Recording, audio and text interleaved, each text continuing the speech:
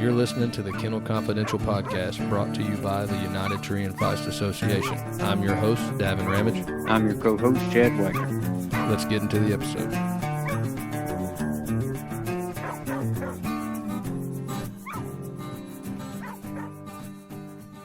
All right, guys and gals, welcome back to this bonus episode of Kennel Confidential podcast. We are coming to you with a special Veterans Day episode and a different kind of working dog. We have got Mr. Jesse Bacon with us, who was a Special Force bomb dog handler, and we will give him an opportunity to teach us all about that because I know nothing. Of course, we got Chad here, and Jesse, y'all there? Yep, I'm here. Yep, thanks for having me, guys. Glad you're here. I want to start off. Chad's also a veteran, so I just want to start off. I always try to thank veterans when I can. So thank both of you and every other veteran that's listening. I appreciate your service. I did not serve, so I greatly appreciate what y'all did do. Oh, thank you. Yeah, it was an honor. Thank you very much. So I guess one of my pet peeves is Veterans Days for us that made it, Memorial Days for those that didn't. So I think a lot of people get those confused most of the time. And Labor Day. It seems like every now and then there's someone throwing veterans in on Labor Day. Maybe it's the flags. I don't know. I always catch at least one person on Facebook. But that is a good point, Chad. So, Jesse, before we jump in too much into the all the really cool stuff with working dogs you did, just so the people listening can kind of get a feel for who they're talking to, just give us a rundown of kind of where you're from, what you do now that you're out of the military, and just kind of let us figure out who we're talking to. Yeah, I'd be happy to. I'm originally from Mammoth Cave, Kentucky, really in the middle of nowhere. I grew up on a horse riding stables and horseman's campground. We gave guided trail rides, and we had rustic and electric sites. We were bordering Mammoth Cave National Park there, so it was a really unique childhood. Getting to grow up with 54,000 acres in my backyard. It was more than I could have ever asked for growing up. And, did the military thing, a few things before that, got out of the military, I got my real estate license, got into that. And currently I do that. I do a lot with classic cars. I do body work and paint, guns, all that common stuff that comes from the military, some of that residual, anything I get into, I like to stay busy. I'm very outdoors. And, I got 3 pups myself here. And I, spend as much time I can with them. I'm always a fan of the canines, I remember you telling me you were going to train one of them to find, was it your car keys or money? That's what it was, money. Did you ever have any success with that? I haven't went down that rabbit hole yet. I thought it'd be a good way to find some treasure. I mean, you could teach a dog to find anything, really. I'm sure somebody's tried it at some point, but you'd have to know where to point them in the right direction to get them searching in the first place. I just take them to the park, Walmart parking lot, the mall. There you go. Maybe some beaches. That's right. Yeah, that's right. So you come up with your training aids that you're into guns and classic cars. I don't think you'd have any training aids left. And you'd be out of money. Yeah, I was gonna find that money. Well, that's what I need to find in there, So Jesse, I've known you for a few years now, but I don't think I knew that you were from Mammoth Cave, Kentucky. So if anyone ever asked you if you're born under a rock, you almost kind of were. Yeah, I mean, I'm close to. Yeah, close to. I was born in upstate New York, in the Catskill Mountains, though. I always tell people in New York, and they automatically go into the city, but we were up there in in bear country, so it was a little more rural than actually Kentucky where we moved. But I was so young, I essentially was raised in Kentucky. I claim it. I don't blame you. I'd rather claim Kentucky than New York anyway. Yeah. Well, Jesse, what led you to serving in the Army? That's a good question. I was getting out of high school. I was still in high school at the time, and I had an interest to go to the military. I actually had signed up for the Marine Corps and was in the delayed entry program for a while there in high school. And I was getting out, and I kind of was, making a decision point. I had the thought, I could go into the Army. Once you're in the Army, you're locked in. You know what I mean? You're on a contract. You're not leaving. So if I joined or the Marines, I should say, if I joined the Marine Corps and I couldn't get out, but if I did a regular job, I didn't like it, I could always, quit that and go to the Marine Corps. So, overall, I was just like, hey, let me give it a little bit more time and, see what I want to do. And I kind of, bounced around a little bit. Did a couple things. I was a certified Harley Davidson mechanic. I went to Phoenix for a little while there.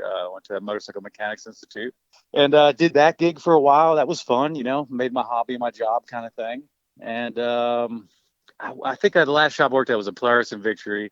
I got laid off. Long story short, I ended up getting introduced to a gentleman, and he owned a oil and gas brokerage, and got a job there. I was good with people, good on the phone. Not to set the expectation too high on here, but I took the job. I got my Series 22 and 63, and I was an oil and gas investment banker for a while there.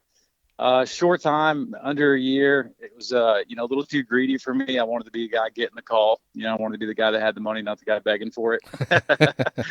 So kind of like that, that homeless dog game where you go up to 100 people and 99 of them kick you in the face, and one guy takes you home and feeds you. And I guess I was just too young for it. Wasn't really wanting to, go down that route. At that point, when I left that, company, I was just at a loss, kind of restarting all over again. I wasn't going to go back and work on bikes. So, I needed something new. And then the military thing, of course, like I had said originally, I always had the option to go back in.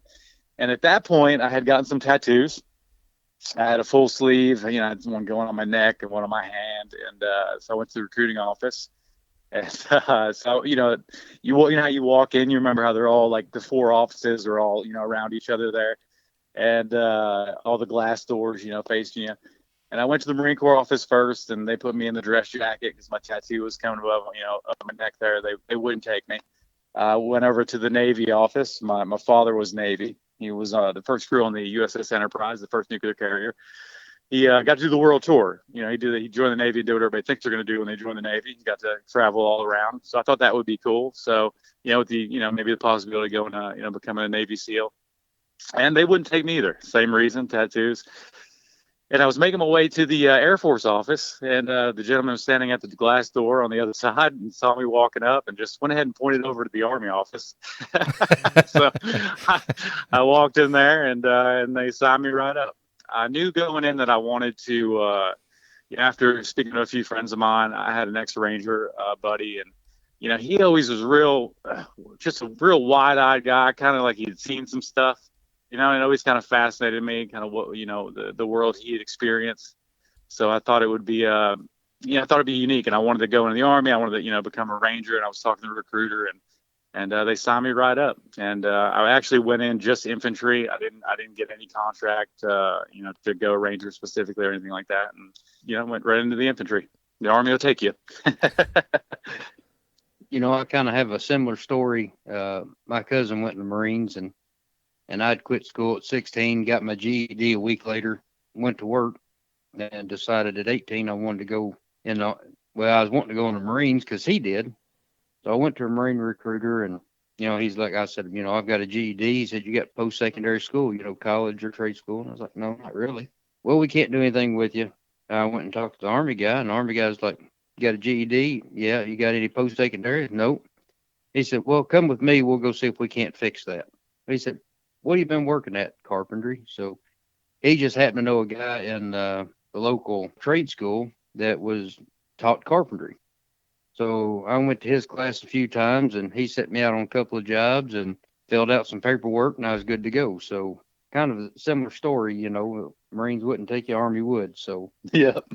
Well, my granddad too, which he didn't hardly talk at all either. But my mom will tell the story on him.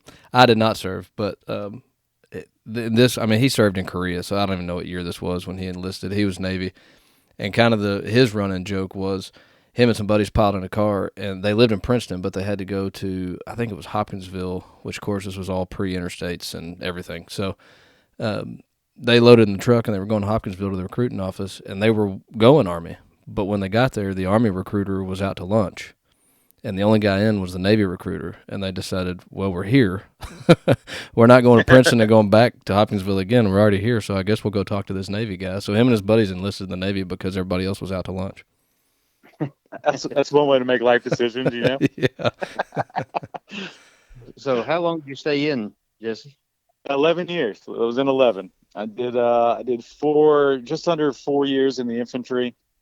I was squad leader, E5 promotable, and then I dropped my packet to go to selection. And when I got done with that, I dropped the packet to go to the Q course.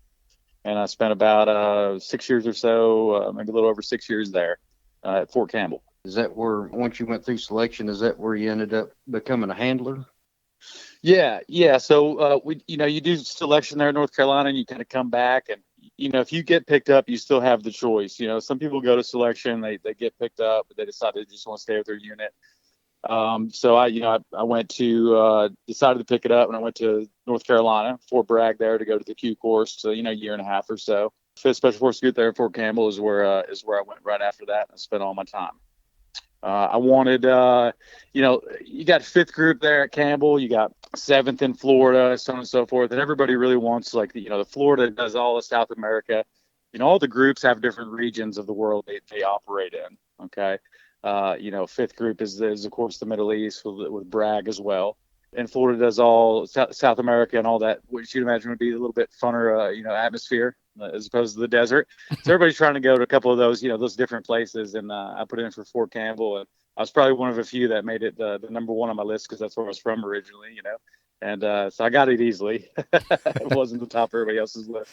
And it's it's the flagpole, so it's really like the headquarters for for Special Forces. It's everybody's got the haircuts and uniforms. It's you have to be a little more proper on Fort Campbell than the other installations, for the most part. Don't hold me to that, but Yeah, the Army's always got some kind of joke going. So you're either going to go to Florida and be in the sand, or go someplace else and be in the sand. So yeah.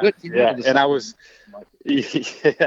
leaving El Paso to go live in the sand more. When I went to El Paso there, I was at Fort Bliss, and right when I got in there, they had moved 1/6 Infantry from Germany to Fort Bliss, and we picked up the Army Test Brigade mission, which just meant, it was the divorce rate was like people getting going on deployment, because we were in the field 6 months out of the year, if not more, testing equipment, different companies, trying to sell stuff to the Army, and we would go out and we would do, some different scenarios. We'd live out there, we'd work the equipment and see, what the faults were. We were really there to test it, to see how capable these different, things were. So it was unique. It was a unique position to go into the Army right out the gate, and then get, this opportunity to go test all this unique equipment and really get a lot of field time.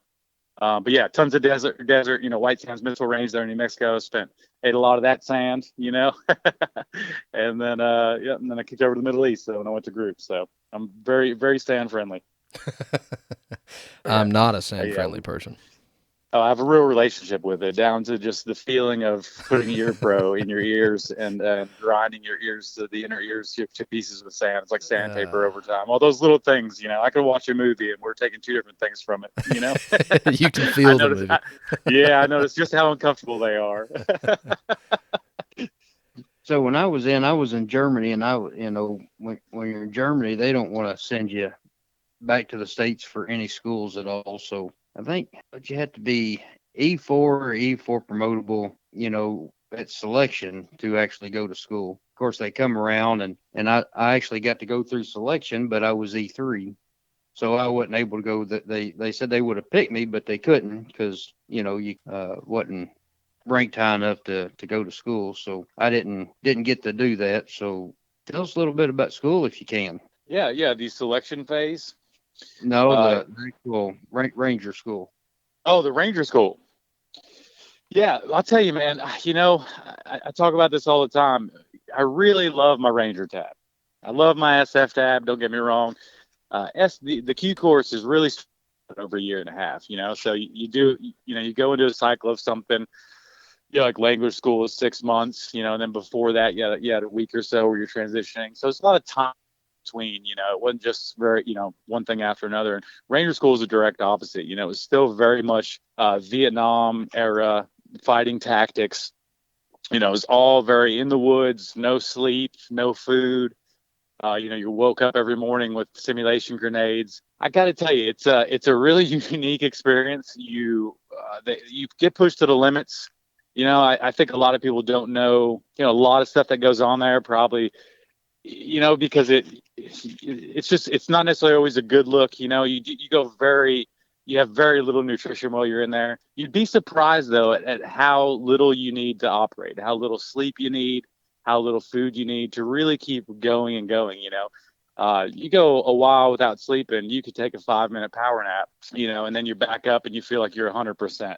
I'm sure you're very far off of 100%, in reality, but you feel great, But it was a unique experience, man. I wouldn't take it back. Getting out there in the woods and doing real ambushes and raids and all that stuff. It's you learn a lot. What I took from Ranger School is I went into Ranger School as an E5. I think I might have been a team leader at that time, and I knew a lot. I could run a squad, so on and so forth. I don't think at that time before Ranger School I could have led a platoon in combat. There's a lot of moving pieces, a lot of stuff to know. But I'll tell you, when I got out of Ranger School, I could lead an entire platoon overseas. I could run missions. I could just do everything.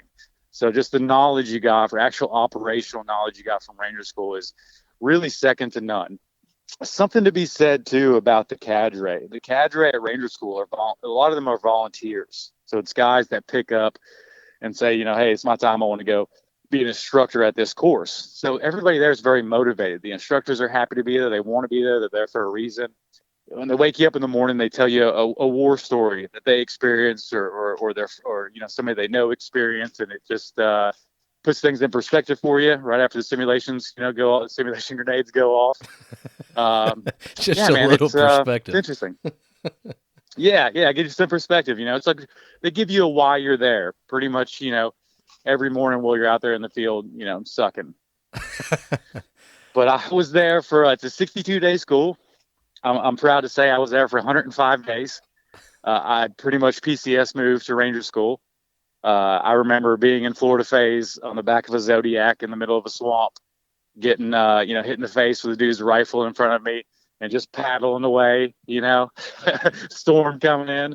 And I was just like, yeah, this is my life now. I just permanently moved to Ranger School. Like, this is just what I'm going to do for us. But yeah, no, it was great. I made it all the way straight through to Florida. You do Darby first there in Benning, then you go to Mountain Phase in Dahlonega, Georgia, which is just a real beautiful place. I was zombie mode most of the time. I remember, kind of waking up and seeing some cool waterfalls, and then I kind of zombied back out, but pretty tired at that point. But Florida there in Camp Rudder, made it all the way there. And we were about a day away from coming back, finishing up the field problem. We jumped into that one. So we did an airborne drop into it. We're in the field for a couple of weeks, and we're about to come out. I saw a group of my team. I had one other enlisted guy on my squad, and the rest were all officers.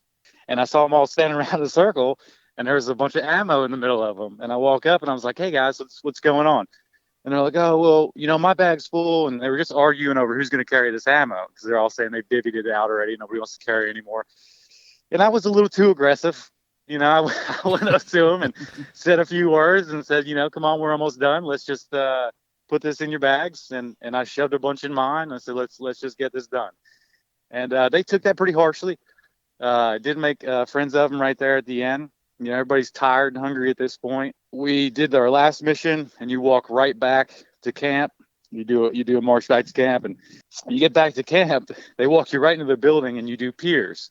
A lot of Ranger School is a peer system. Every once in a while they'll sit you down, you fill out cards. You can pink slip somebody. So if somebody, you don't like somebody there, you have a problem. It's kind of a way for the instructors when they're not around to feel out their students. Which is good and bad. Because in this situation it was bad for me, but if they listened a little too much to people just complaining, they could get a wrong impression of somebody. So it has its faults. So we come back and they all, still no sleep. They all peered me pretty bad for that last little comment there that I had made, because I was just on their hit list. They were tired and we're all hungry and sleepy, and you're just very primitive brained at that point. So they peered me pretty hard. We go to sleep and wake up the next morning, and two of the officers came up and, after getting some good sleep, apologized to me for peering me, because they said they were just mad about it. And I was like, no, let's go to the board, because I'm about to have to recycle this, And he was like, no, we can't do that, We're not going to go back on what we said. And I was like, all right, let's go. We'll just stay here then. And the whole time during Ranger School, I was chasing a 3-week cycle break. They alternate going on. I forgot what time of the year it was, but they alternate on going on breaks. Each school, right, takes 3 weeks off. And when I would leave to go to Benning, then I was going to Mountains. They would Benning was then going on break, right? And then when I was leaving mountains going to Florida, then mountains went on break for 3 weeks. So this was chasing me the whole time. So if I recycled, I had to wait 3 weeks anyway. So I didn't. Who wants to do that? 3 weeks in Ranger School. So that's what I had to do. I did stayed there 3 extra weeks and did objective maintenance. And they just they pull a bunch of people together, everybody that recycles, and they clean up all the objectives, and they do different things that need done, building a lot of filling sandbags and stuff like that. It's good cheap labor, well, you got a bunch of guys there. And they let you have care packages. So I got skinny fat for a minute, which is cool. It was the most food I had in a minute. And then I had to go right back into the phase, which is pretty horrible to go right back into the phase after you got skinny fat. But that was it. Yeah. So I went right back in, and Pat went flying colors all the way through. Appeared like a 90 that time because I made sure not to make anybody mad. I learned that life lesson, Much more friendly about the ammo that time. Yeah, exactly. Yeah, I was much more patient. I just picked it up and just didn't say anything. It was, as a matter of fact, at my graduation, one of those officers actually came to my graduation to say congratulations, and I thought that was really cool of me. Really, he didn't have to do that. The same guy that peered me and made me stay, so that was pretty cool of him. Trying to get the egg off his face is what he was doing. Yeah, something like that. So after Ranger School, that's when you went into the Green Berets? Yeah. I went a little bit after. When I was in basic, I just had I just was going infantry. And before we were graduating basic, I had pulled the drill sergeant aside and said I wanted to pick up airborne school. Because I was trying to go to Ranger School. And I said, so if you give me airborne school, when I get to airborne school, I'll bug them about trying to get a Ranger slot. And he said, all right, he's like, well, if you get, I think a 300 is the max on the PT test in basic there. He's like, if you max out the PT test, I'll bring in an airborne recruiter and sign you up. And I was like, all right. I was like, let's do it. So the last PT test, I did like a 305 or something like that. He stuck to his word, brought in an airborne recruiter. And let me tell you, I had orders to Fort Carson, Colorado. Okay. Which I've never heard anybody talk bad about. It's one of the best duty stations from my experience, right? And I've never been there, but I've just never heard anybody say something bad about Colorado. So when I picked up airborne school, it gave me undeclared airborne orders. So I went to airborne school, did that, and then when I got done with airborne, I got orders to Fort Bliss, Texas.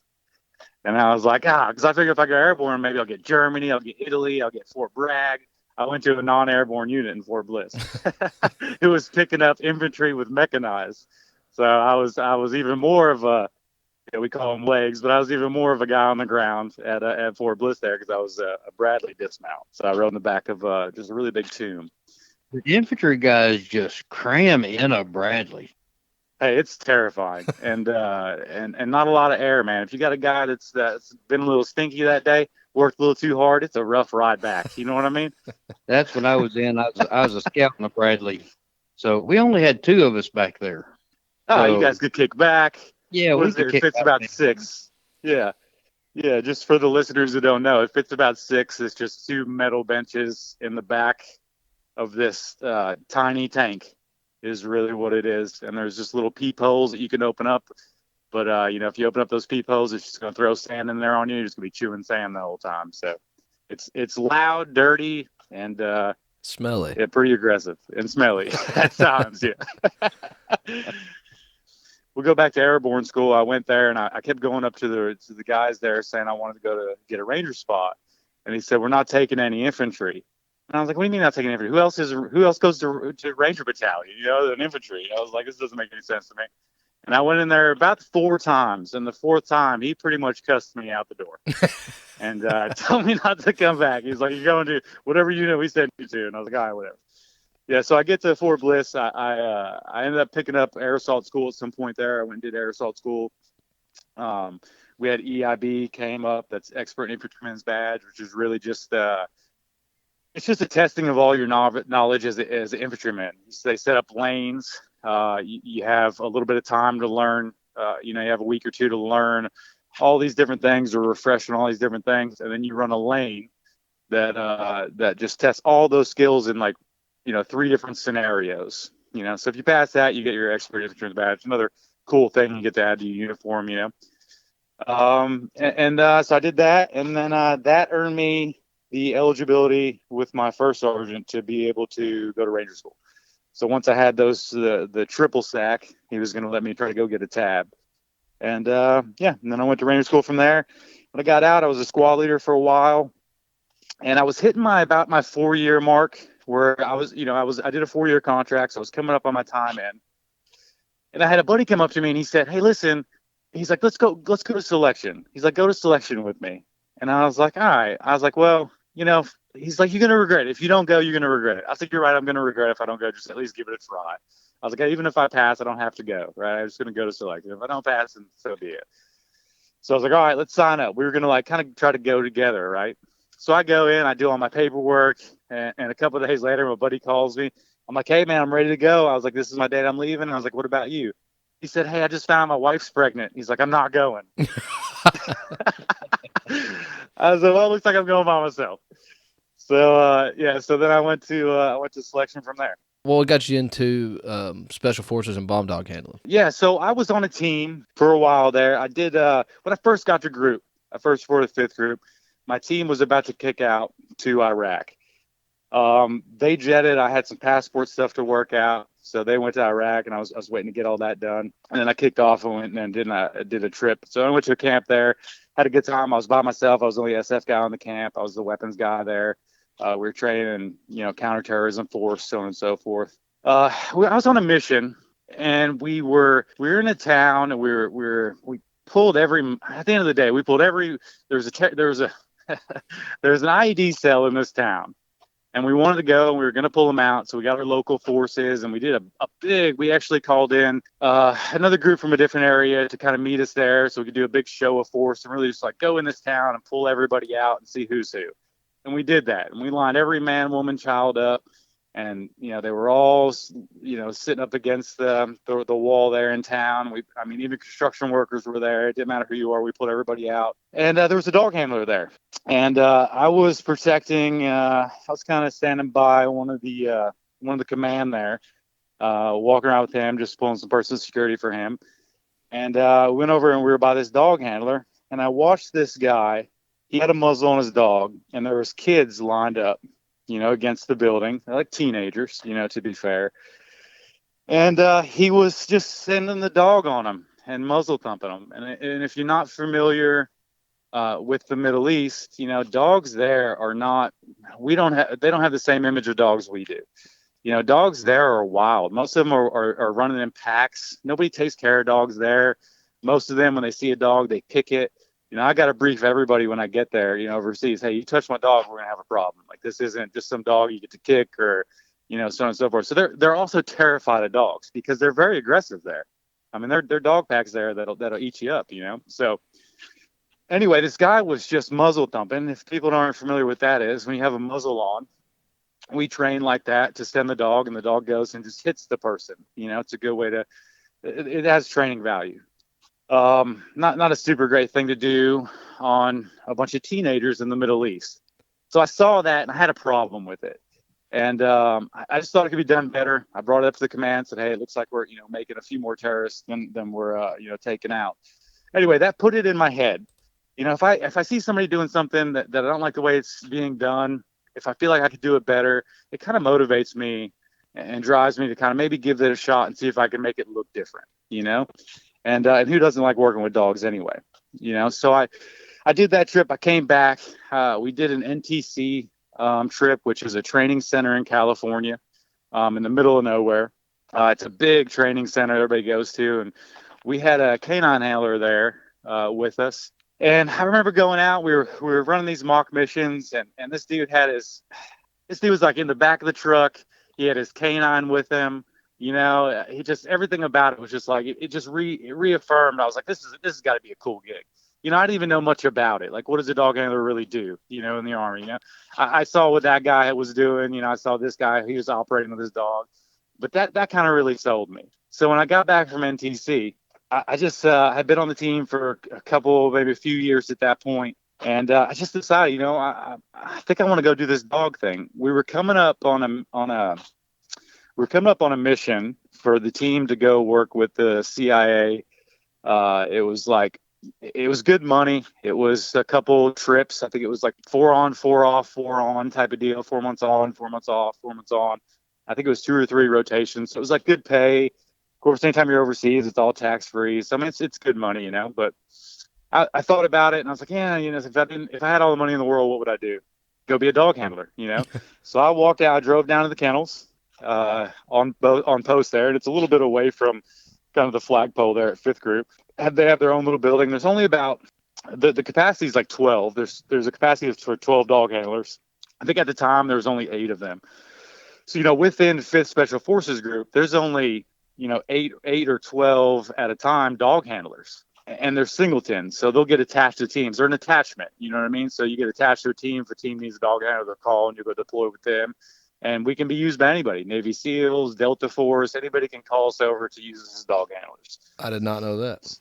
Yeah, very unique. Yeah, I've worked with a bunch of different agencies, I guess you would say, and departments of the military. So yeah, very unique opportunity it has there, and you're very much on your own, you know. So anyway, I walk in, I pitched the kennel master there. I told him I wanted to come over, and we talked about it. I have I had an equine background, you know, and he had told me when I first got there, he's like, you know, the best dog handlers he's ever had were guys that have worked with other animals before, and equine especially. You know, I guess if you can relate to one species, you kind of get to feel out another one. Not so precisely, but you know, you got a feel of how the drives of an animal work and its behavior. You can kind of feel out all animals. They're all just a little bit different, but they all have drives. They all have all that stuff, you know. So that's what really got me into it. I just really enjoyed.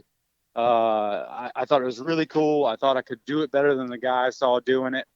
And figured I'd give it a shot. And he gave me a job. I went back and told the team, and everybody, you know, was really good about letting me transfer over. And I think it was a week later, I was already over there. So how long, and you may have told us a little while ago, I tried to make some notes of time served, but I made bad notes. How long did you serve as a Special Force handler? So as a Special Forces canine handler, I did my last 3 years were as a canine handler. Okay. And your dog's name was? Priest. All right. So was Priest the only dog you handled while you were over there?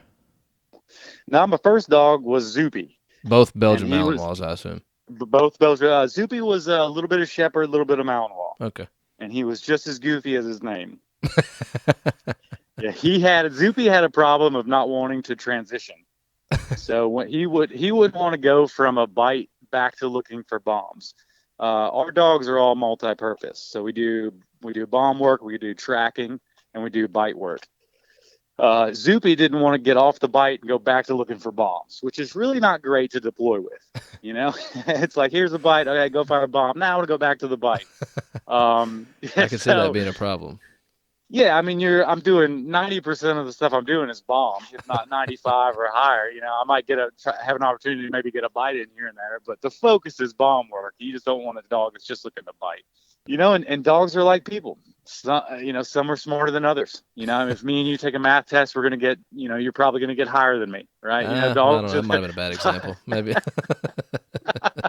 But dogs are the same way. You know, they all have an intelligence level, and some of them just don't have it. You know, and Zoopy he just couldn't get the transition. He just couldn't really get it. And I spent a while with him. I got him from school. Did a lot of obedience, did a lot of stuff with him, and he was a pretty good dog, but he just had that one thing was the biggest holdup, and he just kind of made him undeployable, at least at that moment for me. And I had been with him for so long there, I needed to get a trip in, you know, I needed to get deployed. So I switched over to a dog that had already been there, a little bit more of a senior dog, and that was Priest. I got you. So you senior dog, how old was he? Do you remember when y'all were introduced? Yeah. So Zoopy was 2. So he was still a little young. Priest was, I believe Priest was about 4 when I got him. How did the 4-year-old dog, you know, which even me and my tree dogs, I'm really only about 3 years into this, you know, and it's like puppy Groundhog Day with me because I had my misfortune with the first one. So I'm back on puppy again. When you come in, especially in a military structure, what does bonding look like with a senior dog, a senior working bomb bite driven dog? So that's a good question. You know, the dynamic between man and his dog, you know, it's a little bit easier with a good senior dog. Usually senior dogs, if the kennel's training them appropriately, The dogs are easily transferred to different handlers. A senior dog has had a lot of exposure, has had a lot of people touch him, a lot of people tell him what to do, and is kind of okay with it, right? So initially you get the kind of the respect out the gate. Anything substantial as far as the real bond between you two, that always takes time to build, no matter what kind of dog it is, no matter what your experience is with, with what or what the dog knows. You got to spend time together to get to know each other. It's no different than a human relationship, and you got to help them out. You got to look for opportunities where, I'd take him out and we go out into the woods, out in the back 40 and on Fort Campbell there, and I'd find a hill that he couldn't get up by himself, and I'd get behind him and I'd push him up the hill, and we'd drink water out of the creek together. Whatever you could do to be like, this is me and you. That's I'm part actually of your pack. brilliant ideas. I like that.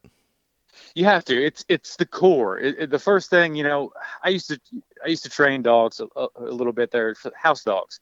When you first get somebody's dog in, you can't go right into training. The dog doesn't know who you are. I mean, you can do whatever you want, but the best way to go about it is to build a bond with the dogs. Always took the first 3 or 4, and I'm on a timeline too. I'm doing a 2-week training cycle. So, but I take the first 2-3 days of just getting to know the dog, just hanging out with him, finding out what he likes, what he doesn't like, figuring out, what his home life is like. You spend I could spend 2 days with your dog, and I'll know exactly how your home life is. If it's high stress, he'll have that kind of attitude. If it's, if you're calm, if you have a calm demeanor at home and a very relaxed house, the dog will be very relaxed. It's very much an emotional, they follow you emotionally. We always say emotion runs down the leash. Well, emotion runs through your house too. It's a great reflection on your dog is probably more of a reflection on who you are than most people would want to admit. I guess I just kind of picture you. I mean, like you said, you went on the back 40. You're just spending all day with the dog. I mean, I'm sure your job entailed more than that, but I guess that's what I'm trying to get my head around is, was it constant, like mission-based training, or what were you doing with your time there to bond with the dog? Yeah, that's another great question. So a lot of people really don't dive into that kind of thing, so we're all group guys. You have to have a few years on a team before you can come to the kennel, right? A kennel is kind of like another duty that you can do instead of going to be an instructor at the Q course, for example, right? Because everybody can only spend so much time on a team before they need to go and be an instructor somewhere. And there was a little bit of a handshake deal that got finalized while I was at the kennel that if you go to the kennel, it kind of counts as that time. So when you get over there, you still go and you're doing your range stuff. I'm still the weapons guy. So when I'm at the kennel, I'm running the ranges and instructing all the shooting and doing all that. My engineers are doing their engineer stuff. Our medics are doing medic classes. But everything really, the dogs are there. So our normal day, we'll come in, we'll feed the dogs, we'll let them digest. We load them up and we go out to a training area. It depends what we're doing that day. There's a lot of facilities on Fort Campbell that we go to, including some schools that are closed down. There's a lot of mock buildings out there, in the middle of some fields that you can go train on and do different scenarios and hide in different manners and places, with bomb stuff. And, if we're doing bite, there's, we go to the school and we'll hide it, in a closet in a bite suit, wait for the dog to find you, that kind of thing. And then, we'll take a break from the dog. We'll give the dogs a break and we'll go out and we'll do some training amongst ourselves. So we'll have like a medical class while we're out and kind of, do that, go back to the dogs a little bit and bring them back and, feed them and then kind of call it a day after that. So it's 5 days a week. And then we switch out the weekends taking care of the kennels because nobody else is going to do it for us. So I can't find anybody else to take care of my kennel either. I know, right? It's a typical problem. Yeah, I don't know if you'd want to take care of this kennel. It's a bunch of velociraptors in there. But yeah. So we spent a lot of time. That's why when group goes to the Canine Olympics there in Peru, Indiana, at Von Lick Kennels, for example, we'll compete with the the police officers, their canine detachments, and some other different people and. We really there's really no competition because we spend every day of the week and we're training, we're training for combat. We're training to go do this stuff in real life. So, we always train harder than we fight. If the training's harder than anything you're going to go see overseas, then you're going to be set up for success. So, that's really that was really our focus. Get after it as much as we can. So how many deployments did you and Priest do together? I got one dog trip before I got out. I did, deploy with the team, and I deployed as a weapons sergeant. I deployed as a weapons sergeant and canine handler. So the first trip was Iraq. The second trip was Syria with the dog. I went there, I think it was around 2018. I was in Raqqa, the old ISIS capital, right after we pushed them out. And it was a heavy bomb mission. I think I had over 50 some finds while I was there in just that 6-month time span. Wow. So we did a lot. We were there for that push out of northern Syria to get the last of ISIS out of northern Syria. Me and Priest were the first ones to cross that flot in a bunch of years. The flot, by the way, is the forward line of troops. It's essentially it's a real berm that was made with a bulldozer that runs the entire countryside. And it's like, this is the line. And then there's a bunch of white space, and then the enemy has their line, if that makes sense. They obviously have to back up from our line because we shoot mortars and stuff, so there's that gap in between we call white space. Huh. So when you first went to the kennel and you got accepted to come in and transferred over, what type of training? Of course, you had the young dog, but what kind of training did you receive to get you started?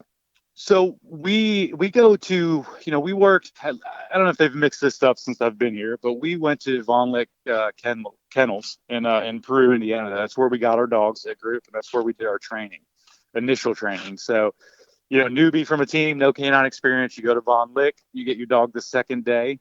I can't remember how long the course was, but you stay there at some dorms they have there across from the bar they call the Red Rocket, which I thought was hilarious.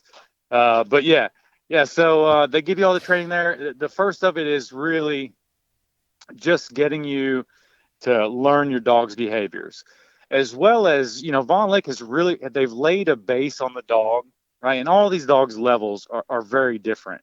You got, like, my dog was not that very advanced. He had some obedience stuff. He knew bomb stuff. And a buddy of mine got a dog that was like, you could just press a button, he'd go climb a ladder and go up on the roof. He was a European dog that just dropped out of some European competitions and ended up at Von Lick Kennels. So he was like a push button dog. He already was very trained up. So the dogs are kind of there, but they're gonna finish getting there when you get to group. When you go back home is when you really kick the dogs off and learn how fifth group really does it. So you learn the basics from Von Lick, the handling, the casting, the verbiage, all the different commands, all that stuff. And then you go back to group and you learn what we do in house and how group does things. As we get more advanced, SF has their own, has their own little piece towards the end there. But yeah, for the most part, I was in there with Army Rangers, a bunch of different people from a bunch of different places. Everybody that does canine goes to, a lot of them go to Von Lick. I know on our dogs, when they pick up what they want to find, in our case of squirrels, of course, we key them into bark. That's what they're supposed to do. What's the behavior on scent of your all's dogs? I mean, do they just lock up like a pointer, or do they bark, or what do you all teach them to do? Yeah, so for us, what we want to do is we want the dog to stop. We want him to find the source, and then we want him to sit, and we want him to stare at the source as close as he can get to the source. That's what we want. Okay. And what that gives you is he finds it. He legitimately finds it. There's no guess game. There's no, and every dog's better at this than others. But what you want is your dog to stop, sit down, and just stare. So the sit is your signal. That's your cue that he's got to find. Okay. And a great dog will just stare at what his source is until you call, until you give him the reward, give him an okay, and throw him the tennis ball, which they do everything for. But yeah, we want that. We want to sit and the stare. It's very important that he gets as close to source as possible. We're dealing with IEDs. So if he just is in a scent trail and just goes and sits, and then we go to walk up, we come in from a bad angle and we step on the IED because he's not close enough to it to identify it, that's an issue. It sounds pretty rough that we do want a bomb dog to get right on top of the bomb, but that's what they're there for. Well, I know that all dogs have basically the same olfactory And to those that don't know, that's how much they can smell, or how much scent they can detect. So about all dogs, whether it be a bloodhound or a Malinois, have about the same olfactory. It's how much scent does it take to get them excited. Did you find that with different dogs? Some dogs got excited on stronger scent, or some on, not as strong scent. We call it hot and a cold track, basically. Did you find that with these dogs as well? Yeah, the Malinois, I, I would argue that they have, for the most part, the same olfactory, system as far as all canines across the board.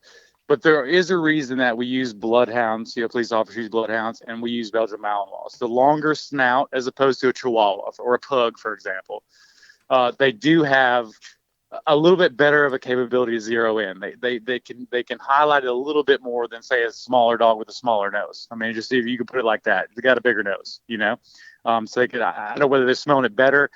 I'll never tell anybody that I know for sure, because up until somebody gets in the body of a dog and smells like a dog smells and sees like a dog sees, you know what I mean? Everybody's guessing, okay? But yeah, what a lot of people don't know too is that the olfactory system is actually in the mouth too. So when your dog is running around and you're like, oh, he's got his mouth open, he's not smelling nothing.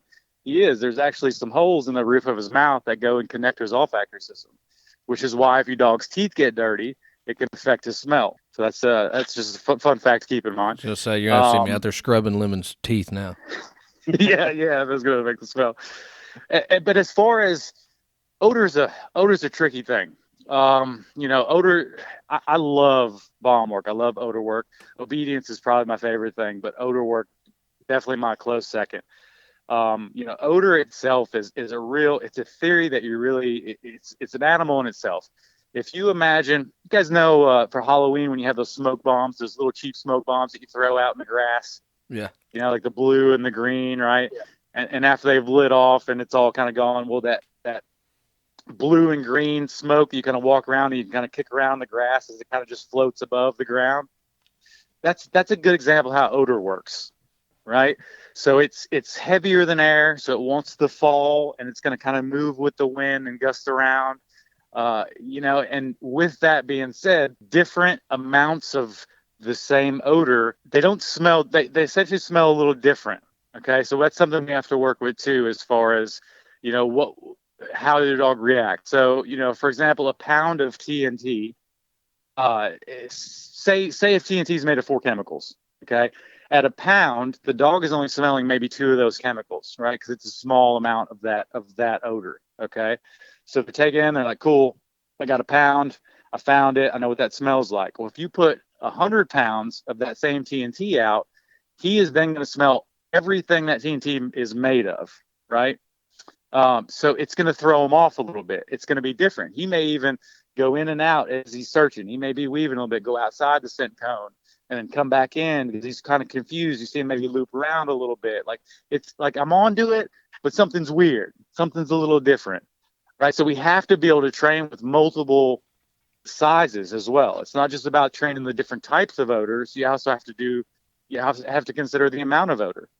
And the best thing that was ever created, I believe it was ScentLogix came out with, and I'm not saying that they came out with this first, but I think it's ScentLogix came out with a capability. It's a chemical compound that just comes in a little bag, but it's the equivalent of, say, 100 pounds of that TNT. So instead of us having to carry around 100 pounds of TNT and set it out and hide it somewhere, we can just use this little bag, and it has the same chemical scent as what that 100 pounds would, which is really a clutch thing to train. They make those for squirrel scents? I'm not sure. You want to find 100? What if it's 100 squirrels out there? If there's 100, I want to find all of them. Now, but as far as getting ramped up about the smell, all of our dogs are Malinois. Some are Shepherd mixes, but they're all equally ramped up for it, really, because it's all based on that reward. They could be smelling dung for all they know. As long as they're getting rewarded for it, they don't know the difference. I always said if I could tell my bomb dog he's going out looking for bombs, he'd probably quit the next day. Right. He's like, you just got me walk around out here? Come on. So how many scents was Priest trained on? Oh man, a lot. So C4, black powder, TNT, sodium chloride, potassium chloride, ammonium nitrate, all those breakdowns. And what's unique about that is, we talk about how we train all that stuff, but once you go overseas, everything's gonna have a little bit of a different odor too. So then when you get overseas, you kind of do a 2 weeks there before you kick out on any missions, and you get all the local stuff. And then you start training your dog just on that local stuff. So you kind of run through the basics. We do boxes. So when I go overseas, we always go back to the basics, and I'll run that new odor from overseas just to make sure he's tracking that this is a new area with new scents, but the same odor that you look for in the States, but it's just going to smell a little different. It might smell like, a little bit like shawarmas, Well, and the boxes you're talking about too, just to kind of paint a picture, because I remember, obviously, when I met Jesse, that was actually about the time I got my first squirrel pup, so I immediately started picking his brain about anything dog. And I actually tried your boxes. So the boxes that you're referring to are the ones, you were telling me build 2 boxes, make them look the same, drill some holes in it, put the scent in it, work with them on one box, get the reaction you want, add another box, teach the dog to show you which box that scent is in. That's the boxes you're referring to when you say you did boxes when you deployed, right? Yeah, exactly. And that's at the very beginning stage. By the time we get our dogs back from school, our basics for us would be the 4 boxes already, right? Your goal is to get up to the 4 boxes. You just have to, baby steps with dogs. Successive approximation is what we call it. So you want to start off slow. So though you want to do the 1 box, and you're teaching him, hey, this is what we're doing. This is the behavior I want. And this is what I expect to get out of you. So you start that with the 1 box. But anyway, so we run 4 boxes. They have holes about the size of a softball on top, maybe a tennis ball, maybe a little bit bigger. And they got a little place in the back that's open. We usually use rubber so we can put our hides in there. Sometimes it'll be closed off. We just put the odor down through the top of the hole, just off in the corner. You just want to make sure when you're using the boxes, the hole's not big enough that the dog can see the object in the box. Because dogs are cheaters, and they want to get that tennis ball, right? That's their reward. They just got to get all of this tennis ball. So you have to always make sure. That's why you always go back to the basics. You're always checking your dog to make sure he's not false sitting or doing anything, just trying to get away with something. So if he can see the object through the hole, they're going to cheat, right? You want them to just smell it. That's what you're going for. So when we have 4 boxes, you always put your odor in there, and you mix the boxes around. You bring your dog out. And then you cast him to each box. As he gets better, you can kind of back off a little bit as he gets the game, but you cast him, and then when he finds the right box, he sits down, stares at the hole in the box, and that's where we get that sit and stare. That comes from the boxes. I want you to sit and stare at the box, right? Because he's found source. He got his nose as close to source as he possibly can. That's kind of how we grow that. And it's always the basic for us. We take the boxes with us when we deploy. It's always the best thing to go back to. And I was there in Iraq, and we had this was Syria. I apologize. We had a interpreter that got a little religious really quickly on us, and got a little weird, and decided to leave camp. And he wanted to leave some stuff behind in the Connex, and it just made everybody nervous. So he had some cardboard boxes and some other stuff that he had, all stored up that he didn't want to leave. Well, we had talked about this kind of, privately, and the goal was to get this guy outside the gate, and then, have him in the truck, and then have me search this guy's, stuff prior to storing it for him, because you never know. And so with that opportunity, I was like, well, how do I want to run him on these number of boxes this guy was storing stuff in? I was like, just run it like boxes, just go back to the basics. And I did that. And I think I was 2 weeks into that deployment, and I'm standing there with a guy, a big, tall, lanky guy. I can't remember his name, but we're sitting there together, and he's watching me, and I cast Priest to go search these boxes, and he goes 1 box, and he goes to the next box, and he goes to the 3rd box, and he goes to the 4th, and he comes back to the 3rd, and he sits and stares at the box. I'm like, oh man, I hope he found something, because this is gonna make me look real bad, right? I'm 2 weeks in country, I'm a little worried about this right now.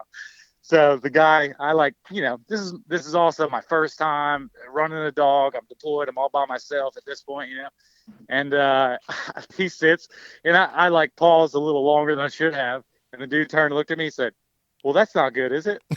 I was like, "No, it's not great. It's not great." So I brought it back, and I was like, "Let me just confirm this." And I cast him one more time. He went right back to the same box and sat again. And I had to call it up. So I called EOD over there and said, "Hey, there's something in this box right here."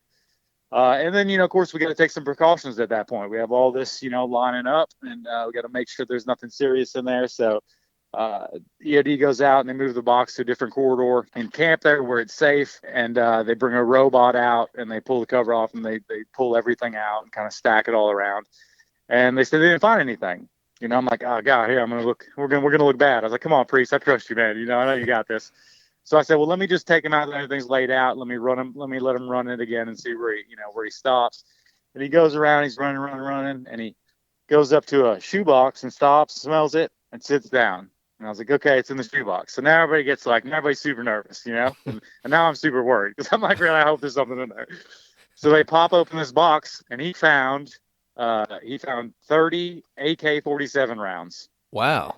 Black powder. Yeah, that's pretty cool. Through the cartridge. So found that, and that led us to question him about why he had AK rounds. We found out that he had taken a AK from us that he was going to take and sell on the streets. Oh, so he got muzzle thumped. So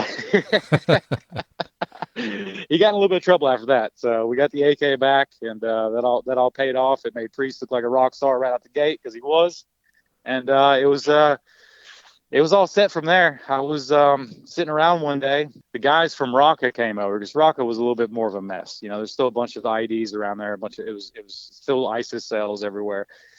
And I come in and said, "Hey, we're trying to get this guy out of a tunnel, and we don't know how to get him out of the tunnel. Like, what do we're trying to come up with a game plan." And I had just overheard this, and I went to the sergeant major. I said, "Man, I got a dog that'll pull that guy right out of the tunnel." I said. And he was like, "Can he really?" I was like, "Yeah." I was like, "I'll hook up a 50-foot lead or whatever." I was like, "Let him get a hold of that dude. I'll drag him out with the dog." And I was like, "Well, first thing first thing we could do, yeah, which is not real very realistic at all. So don't get me wrong there. I was just amped up trying to get this job, But I said, yeah, I said, and I just make him bark, too, outside the tunnel. Maybe it'll scare the dude out, And he's like, "Oh, okay." So the team picked me up. I went to Raqqa. I was getting ready to go to Raqqa that next day. Well, my dog did not know how to bark on command. I hadn't taught him that. He had no idea. So I was like, I got to figure this out. So it took. Thank God, Priest was he was so easy to train. He was such a reliable dog. It took me about 15 minutes to get him to bark on command, and we had it down. And we went and did that tunnel mission. I was there in Raqqa after that ever since. So you got the guy out of the tunnel. Yeah, we went there. We went to the tunnel. Did Priest get him out, or did the bark get him out? I got to know that. Guy wasn't in the tunnel. But when we got there, we were walking up to it. I said, "Hey, let me clear this out real quick." And Priest went up to it, and he had found he had signaled on it. There was something there at the entrance of the tunnel. EOD came in, and there was a bunch of propellant where they were taking propellant out of some of the IEDs that they had found. Or out of some of the mortars they have found to make their own IEDs out of them. So there was a bunch of propellant there that he signaled on. So we had another hit there. Never ended up being a guy in that tunnel. But yeah. We did a little tunneling while we were there. I shouldn't have, but I want to get a little bit of tunnel rat in. And so me and Priest been through a couple tunnels. We never ran into anybody, luckily, but yeah, got the experience in. It's a different kind of war zone. It's not like Nazi Germany. It's you go, not that I was there by all means, but it's a different type of warfare. You can't just walk into any building, without the threat of something blowing up. You got to be very careful about where you go. So it's, having a dog there is, I had deployed on a team prior to that. Nobody mentioned a dog. We should, every team that goes, should have a dog with them. Why not? You know what I mean? I can't tell you how many 50 some finds. I can't tell you how many times that dog probably saved our life. Oh, absolutely. Yeah. So on the bite portion of it, I guess, are they supposed to hold a person, or what are they supposed to try to do on that? Yeah, so the bite stuff, we want them to hold is what group wants. Group wants them to hold. Essentially, you're holding the guy down there till we get there, right? Because you never know what kind of distance you're working with when you send a dog off to go bite somebody. If he's got to chase him down for a minute, the guy gets in the build, the dog goes in. You want him to hold and detain the guy. That's really all you're going to get. You want him just to. It's still just a dog at the end of the day. If the guy goes for a gun and goes for the knife, what's going to happen? Who knows? But it's a lot of pain you're in when the dog's on you. So you don't really have the reaction of like, well, just pull a knife out. When the dog's on your arm, you're just trying to get the dog off your arm. Yeah. You're not thinking about, let me grab something. You know what I mean? Let me grab something to get this thing off me. You're just panicking at that point.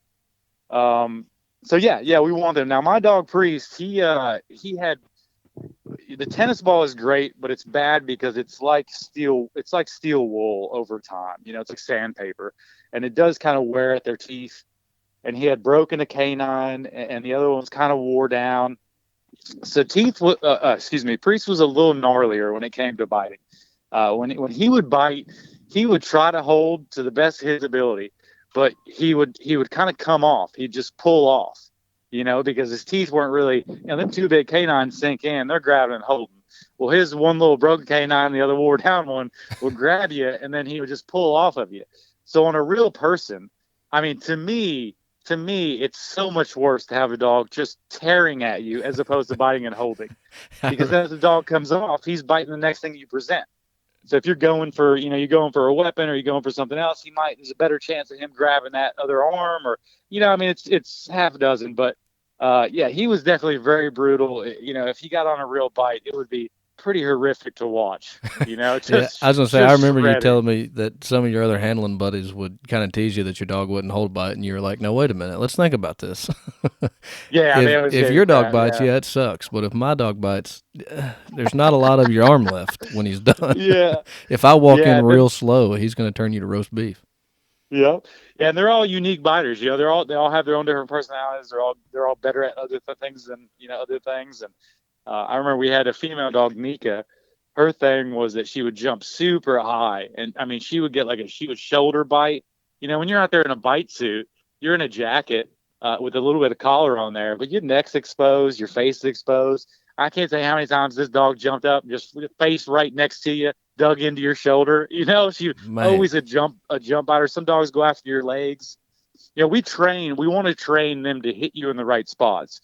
But some dogs are just fixated on other things, so it's harder to get them off of, if you got like a dog that's going after the legs, you don't necessarily want that. You want to train them to take the arm or take something that's coming at them, I never really thought about that till you were just given that scenario about, once the dog is on you and you're, once the dog is on the other guy and you're coming in, and him going for a knife or a gun. I never really even thought on why they train so much on arms, but that actually makes a boatload of sense.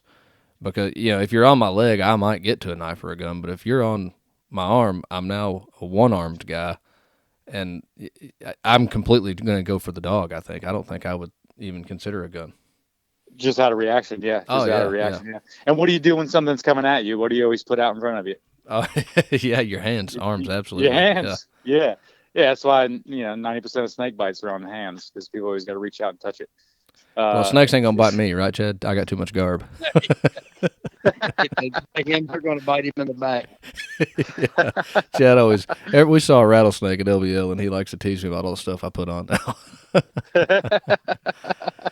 So we go out to LBL, and he almost steps on a rattlesnake. It didn't rattle. It was pretty cold, and we got ready to go this year, and he pulls out, knee boots, and then he puts on some gaiters, and then he puts on some chaps, and I don't know how he's packing all the woods. I'm saying, what are you doing? Snakes ain't gonna get me. Nope.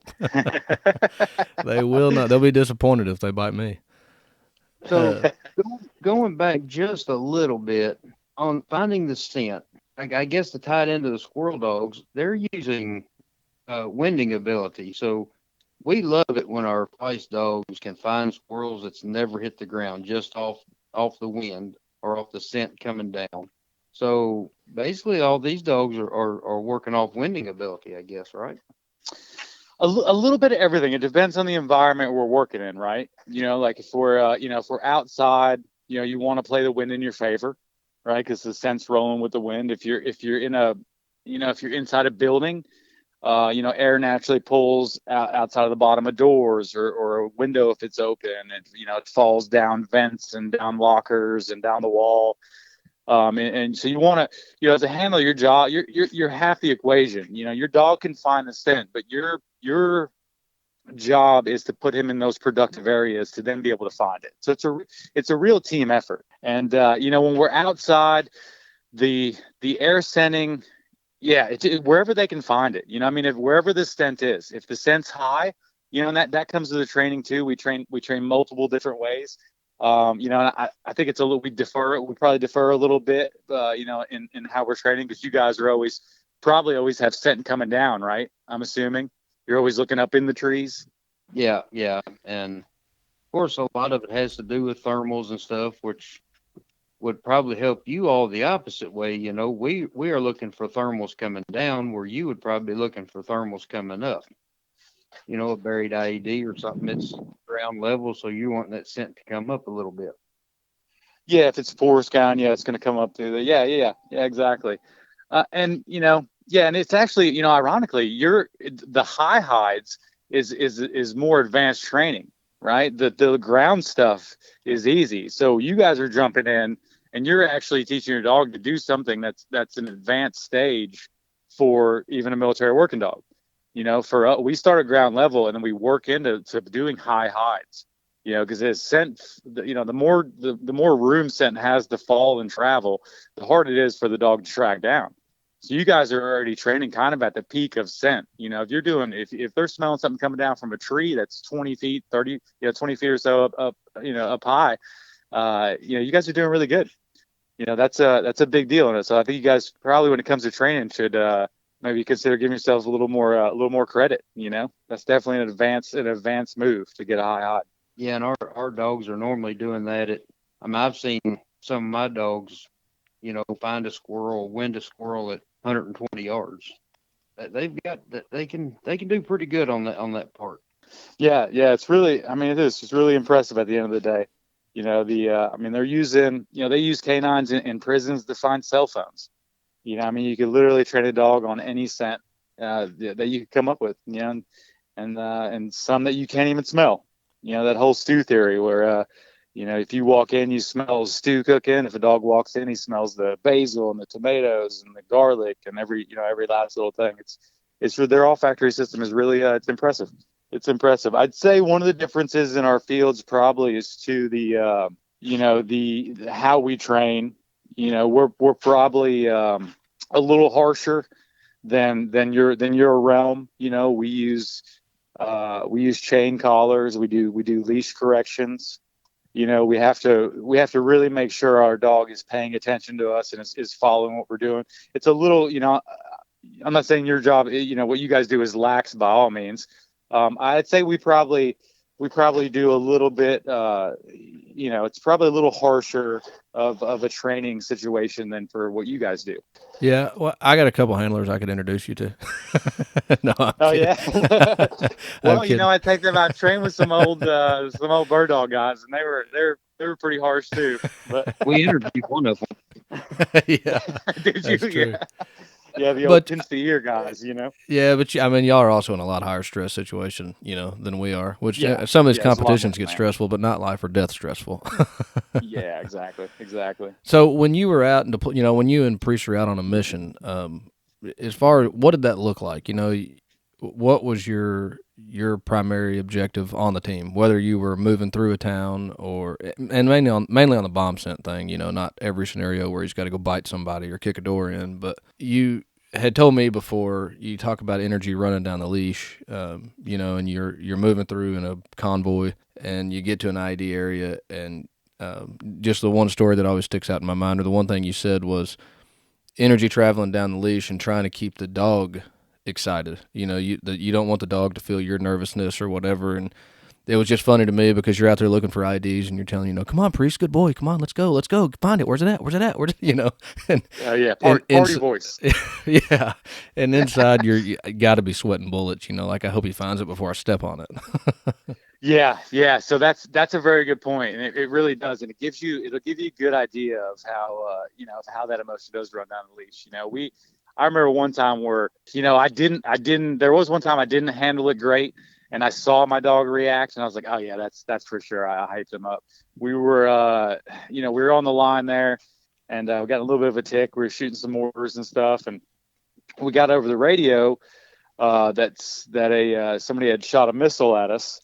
And we're in a Matt V, which is just a jacked up Humvee, which looks really cool, but it's not as stout as I came to learn it was. It can't take quite a hit like I thought it could. Like I thought it could in the past. But anyway, we got that on the radio, so we all immediately, just instant reactions. You just gotta everybody's got to jump out of the car or out of that Matt V as quick as they can. So we bust the doors open and we all kind of bail out of there. If they're aiming at that thing, hopefully it just hits that and goes by us or whatever, So we got out. When we jumped out, Priest jumped out, and we were all super amped. None of it made any sense to the dog because all of a sudden everybody's emotions in the vehicle changed. We jump out. Everybody's like, oh, get down. And Priest starts jumping around. He's getting nervous. Like, what's going on? He's looking for somebody to bite, like, what's going on, guys? Who do you want me to go after? And I had to be like, okay, just like, hey, it's cool. Relax. It's okay, Priest. No big deal. Yeah. No matter, I'd be walking, it's always the dog, me, and then EOD walking behind me, so it's like, I'm not wanting anything or I'm not looking I'm just hoping my dog is not leading me in the right direction. You got to trust your dog, so EOD doesn't have to, which is why they're behind me with their metal detectors, searching for stuff. But as they walk where I just walked, but a lot of trust in your dog, for sure. So you hopped out with Priest on a leash then. How long is that lead? How much lead do you give a dog looking for bombs? Good question. So the average leash is we run a lot of 30 footers. When you're deployed, I bumped up to a 50 footer when I was deployed, but the whole time, the majority of the time that I deployed, I ran with just the shock collar. And really you didn't need that just for the beeps or whatever. I had all that laid out, if I wanted to come back, one beep type of deal. But that's it. I ran him off leash most of the time. You can see we were our training was up there. By the time I deployed, I could cast him off. I mean, he would be 200 meters. He'd get 200 meters ahead of me, searching a road. I could send him out. He'd search the left side and come back towards me and search the right side and then say, what's up, and go back out again, So, which to me, that's the only way to do it. 50, I don't know about you, but 50 feet isn't enough for me. No, I'm sitting here thinking they didn't make like 250 feet leashes. That's not right. Well, then what do you do? Where do you put it? And then how do you manage it while you're working the dog? The longer the leash, the more stuff you got slinging around you. And I got all my kit and all my gear, plus the stuff I need to have for the dog. And then the dog's got all his gear on. So when we get ready for a mission, I got to dress myself and I got to dress my little canine too and put all his gear on. So it doesn't take much of an IED to rattle you at 50 feet. You know that. Not at all. Not enough for me. So in the dog world, of course, we obviously run, in the hunting dog world, I should say, we obviously run wireless collars, GPS collars. So I got to know, does the U.S. military run Dogtra or Garmin? Ooh, so I won't say the U.S. military because group and 5th group specifically, we get to kind of pick. We switched foods while we were there. We kind of, we worked with what we got. Dogtra was what we were using when I was there. And I love the Dogtra collar. It's very simple. I'm not saying it's the best thing on the market. Not saying it's the worst thing. Just because the Army uses Colt M4s doesn't mean that they're the best. They were the cheapest. Everything you work with is made by the cheapest bidder. Yeah, there you go. Yep, exactly. Well, Garmin needs to get a little cheaper on them then. I'm a Garmin fan, but I've never run Dogtra, so I have no idea. I'm sure they're great. Yeah, and I'll tell you, I came up with that idea for the app that where you could just. I said we got Google Maps. Why can't I just go on Google Maps and then put a imaginary fence circle around with a line, and then when the collar goes off a GPS. When he gets to a certain point, the collar goes off. And I should have patented that out a little sooner because I believe they got something out like that now. Yeah, that is one thing I do like about and the Dogtra hunting collars that the people run it. it runs off of your phone is your handheld, which the Garmin collar that I run has a Garmin handheld that connects to the collar. And that is one thing I like about Doctra is it runs off Google Maps. So to get all that bird's eye crap from Garmin, you have to pay them, of course. Oh yeah, gotta get that app. Yeah, you gotta hook it up to your computer or buy the map card or whatever. But so I will give Garmin or Doctra that they had that part figured out. And maybe they do it now. I want them to run it on the Onyx app, where you get property lines, you get everything right there with your dog location. Yeah, maybe you know exactly where you should be hunting. Yeah, maybe Doctra's doing that already, but with the property line issues that hunting dog people have to deal with, it would be great to have Onyx hook up. My preference would be with Garmin, not Doctra, but it would be cool to see that marriage so that we could see all that. If on the off chance Garmin's listening, I won't charge you anything for that idea. That just cuts my hunting down. If you then it takes away I didn't know I stepped over that fence. It was down. Exactly. So I can't play stupid. Chad, you just got us all in trouble now. Well, Jesse, we've had you on the phone for a long time, and I do apologize, but we appreciate everything you're saying. But there is one part of the show that is Chad's favorite part of the show. So I have to get a story out of people, and I've got 2 notes here. Actually, it's kind of one, but I guess a suggestion for the funny story was kind of goes back to what I like to do, competition. All right, and I understand you was in a competition at one time, and can you tell us how that went? Yeah, so I know exactly what you're talking about. So I was at I had just gotten back from Syria. Okay, and keep in mind, we had before we finished up there, we crossed the Flat. When we were pushing northern ISIS out of Syria, ISIS out of northern Syria. We got in a big tick there. We had mortars coming at us. We're playing Frogger for a bunch of hours. Priest and I almost got taken out with one of those suckers, the first one they shot at us. And so I had that whole background, right? 50 some fines, very, very intense 6 months, heavy, full speed for 6 months, getting stuff done.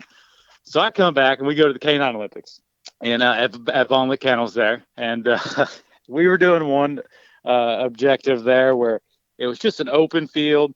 And it was like an LZ, this little landing zone, is what it was going to be. And you had to go out there, you had to clear the landing zone so the bird, the theoretical bird could land, out there. And I was like, me and Priest got this. I'm going to smoke this, right? So we go out there and I just cast Priest out off leash. I'm like, go Suke. That was our word for search.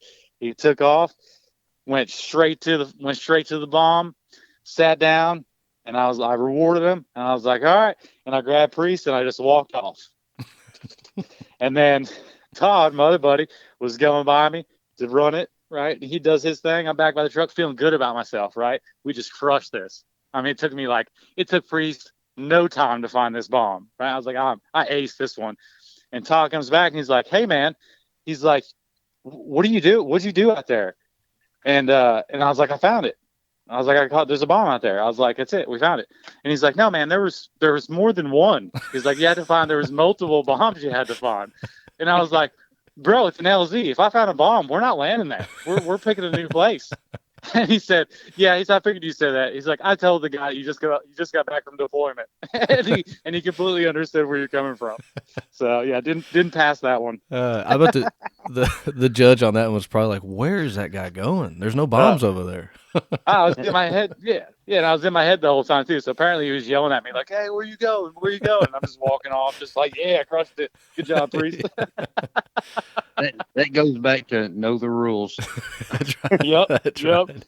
But Yep, I kind of feel like they set you up there a little bit too. Because I never done a bomb dog competition, but I'm totally with you. If there's one bomb, I'm not landing there. No. Nobody's got time to go in there and pick the bomb up, and then hopefully there's no more. No, you move to a new place. Yeah. But you were talking about too, dogs sitting and staring, and I forgot to mention this when we were on that. But I had a squirrel dog actually that would tree and sit and stare until Chad hit him in the head with a squirrel and totally snapped him out of that. But I don't know, Chad. Maybe that was a problem. Maybe Smoke was actually born to be a bomb dog instead of a squirrel dog. I tell you, I love that look and stare, man. I think you guys are missing out. He did That dog that. was looking, staring up the tree, and he had winded the squirrel. He just didn't know what to do when he winded it. And I had shot a squirrel and had it in my bag, and Dad was like, "Well, what do we do here? He's done this before." And I was like, "Well, Davin, you just shoot up there, and I'll throw the squirrel where he can't see me, and get his confidence up. Once you build his confidence, he'll start barking, I believe." And he shot up there, and I throwed that squirrel a little harder than I thought, and it did smack him right in the back of the head. And the very next tree, he winded and barked on it. I did, I said, "There you." and I swear, after that, at least in my memory, after that, the switch was on. I mean, it's like, I don't know, he got hit in the head with that squirrel, and all of a sudden he knew exactly what to do. He's like, oh, yeah, maybe it is up there. And I didn't right Devin for that training session.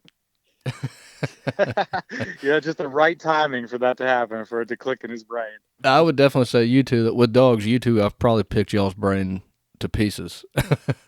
I mean, y'all are definitely and I even tried some of that stuff that Jesse gave me. Like, I tried the boxes, and the only thing, of course, I'm a complete idiot at that point, and still an idiot at this point. But the only thing with the boxes, I couldn't figure out a way to transition that into a tree dog. I didn't really want him to. I wanted him to bark at the box. So when I did the boxes, I always had them placed near a tree in my yard.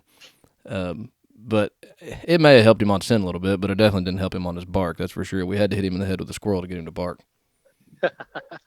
Yeah, I guess that's probably where you got it from then. I'd say it'd be easier to take what I know with the boxes and transfer it over to what you guys are doing as opposed to the other way around. It would be difficult for you to figure out how to use the boxes in that frame, You'd have to, you got to be a little creative, I'd imagine, because you're wanting a different, you're not wanting that sit and stare, so you'd have to mix it up a little bit for sure. Well, Absolutely. Davin's kind of transitioned on that already. He hangs a squirrel tail up in a tree, and of course we do that too. Kind of hang a dead squirrel or tail up in the woods and let them go find it. So instead of 4 boxes, they've got 100 trees, and they got to find which one has the scent in it. So we kind of use some of the same techniques, really, if you think Yeah, about it's all the same. Yeah, I mean, their drives are their drives. The dogs will be dogs. So all their drives are the same. We're doing it all the same for the most part, I'd say. It just looks a little different, but what we're going after when we're tugging at their drives to sex, air, food, water. We're tugging at those. We're getting the same thing out of them. It would be kind of nice or kind of neat to go to some kind of formal training. And I tell everybody, they ask how I train a squirrel dog, and I was like, well, I don't think I really train. I just give them the opportunity. It would be nice to go to some kind of formal training course and learn some of those techniques to use. I think it would probably help. Yeah, maybe just even the odor side of it too. Like if you get into some odor theory with a course like that, as far as canines are concerned, that could definitely, I would say, that'd be beneficial for you guys. To really, I'm sure where to look and stuff like that. But as far as how that odor moves and all that stuff, be very very helpful for you guys too. Yeah, and you mentioned that you had trained with some really nationally and world renowned bird dog guys. And I can kind of see more of a connection to y'all's world with bird dog being more stealthy and slow and focused, and lots of nose power, and bird dog will point where y'all want to sit and stare reaction. And it's a lot of groundwork, obviously, with bird dogs and bomb dogs, drug dogs, whatever kind of dog. Where, like Chad said, ours is a lot of air work. Exactly. Yeah. We and also a lot of the obedience, as far as the casting the dog where you want them to go, a lot of that stuff transitions over quite well too. You want the dog to be out, and if you want the dog to go search a building to the left, you want to be able to cast them over to the left. So that all kind of fits that bill too. Yeah. And that's what we use. The civilian guys, that we trained under. That was kind of what we brought those guys in for. We're specifically for teaching us the directionals and helping us get better at that stuff. We had our bite guys that would come in specifically for a bite, and then more obedient stuff with different guys. So yeah, a lot of opportunity, but a lot of knowledge out there, a lot of good old dudes. that definitely have a lot of knowledge in this field for sure. You can spend a lifetime, you know. Oh yeah, absolutely, and still not learned it all. Yeah, that's the truth. Yeah, like I said, we'll never know until we get behind the eyes of a dog. You only know so much, you know. Appreciate you coming on. We both do, and kept you on the phone a little longer than I told you we would, but it's just a lot of dog talk, and it was all real interesting. Yeah, man, I appreciate it. It's good to look back. It's been a little while. I'm a little rusty. Been a little while since I talked about all that, but yeah, it was a pleasure. Thanks for having me, guys. And always here. Talk about wrenching on Harleys. Let's do it. Let's do it. We could have a whole other podcast about that. We can change your followers up a little bit. That's right. That's As right. long as I don't have to deal with the customers, I'm fine. There you go. Hey, yep, exactly right. All right, Jesse. Well, we will let you get to your night. It's already getting late, so I'm gonna go feed a dog and actually got to do a little work. Anyway, we appreciate you coming on, and again, thank you for your service. Thank you, Chad, and thank any veteran listening for their service, and hopefully the ones listening, kind of at least find this bomb dog episode. It's a little different than what we normally do, but hopefully the ones listening can take something from it, or at least just open their eyes to a whole different type of working dog and how they're trained and how they work and the people behind them. Heck yeah. Well, I appreciate that, Chad. It's good talking to you guys, and let's do it again sometime. All right. Dog, you. See you. All right, bye, guys.